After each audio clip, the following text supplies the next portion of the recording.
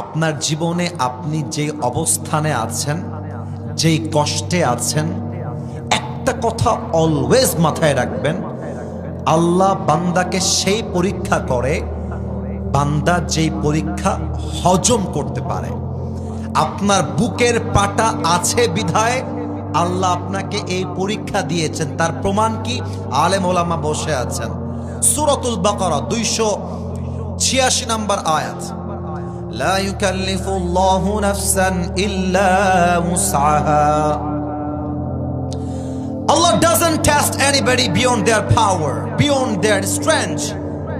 আল্লাহ বলছে আমি কখনো কাউকে তার সাধ্যের বাহিরে বোঝা চাপিয়ে দেই না।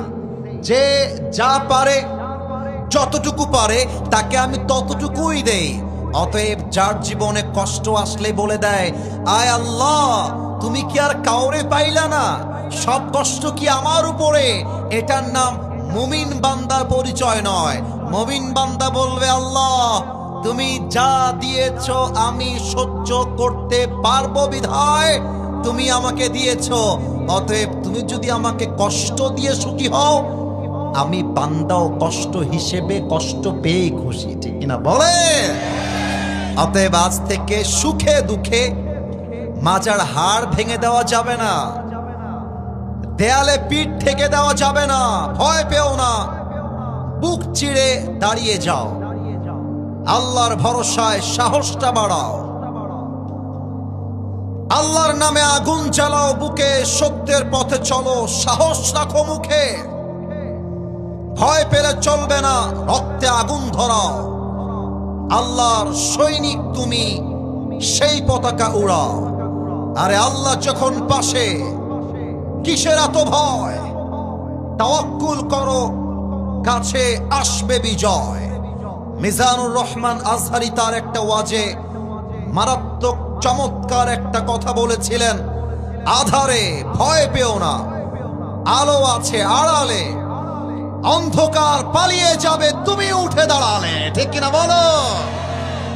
আল্লামা ইকবাল চমৎকার করে লিখেছেন, गम के बाद खुशी जरूर आती है और ये खुशी अपनी रब की तरफ से ही आती है।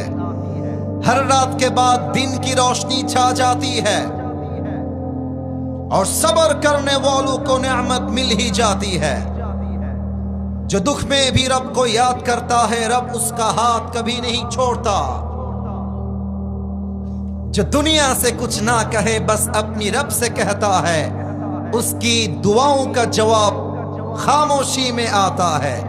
इसलिए जब तुझे दुआ मांगना हो तो उसी से मांग, जब तुझे पुकारना हो तो उसी को पुकार, और जब तुझे भरोसा करना हो तो उसी पर कर, क्योंकि भरोसे के काबिल सिर्फ वही है, वो तेरा रब है, वो तेरा अल्लाह है। ठीक किना बोले? আমার সুখে দুঃখে ভরসা বন্ধুর উপরে নয়, নেতার উপরে নয়, আমার ওয়াইফের উপরে নয়, বাবার উপরে নয়, মায়ের উপরে নয়। আমার সুখে এবং দুঃখের সাথী এক সত্তা, তিনি কে? তাহলে আমি একটা বাক্য সবাইকে পড়তে বলবো, আমি যেন আওয়াজটা কম না পাই, তাহলে আমার মনে কষ্ট লাগবে। পড়েন তো একবার আলহামদুলিল্লাহ। আই এম সরি, বামে আওয়াজটা পারফেক্ট ছিল, ডানে আমি আওয়াজটা পাই নাই।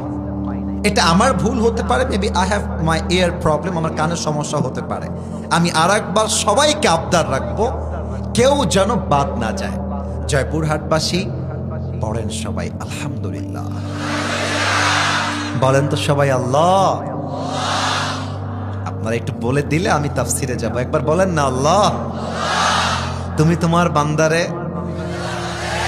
যা দিয়েছ, যতটুকু দিয়েছ, ও আল্লাহ আমি মন থেকে খুশি হয়ে পড়ছি আলহামদুলিল্লাহ।